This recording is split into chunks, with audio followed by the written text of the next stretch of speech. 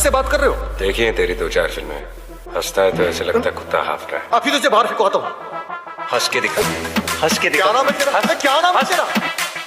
बेटा इधर आ, नाम बता मेरा। सुल्तान मिर्जा।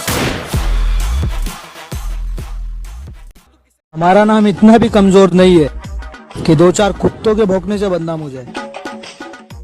माना कि आपसे उम्र में हम कम हैं, मगर चाचा आपसे ज्यादा दम है।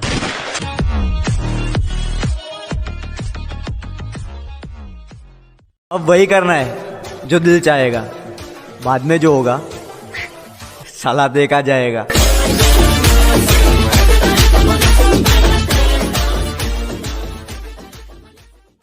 तो भोंसड़ी के हम हुए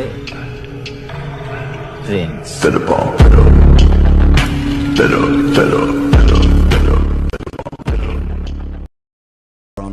मोहतरमा जाते वक्त कह कर गई थी, बहुत मिलेंगे तुम्हारे जैसे। बेचारी अभी तक ढूंढ रही है। एक बहन के 2 भाई, एक शेर दूसरा था भाई।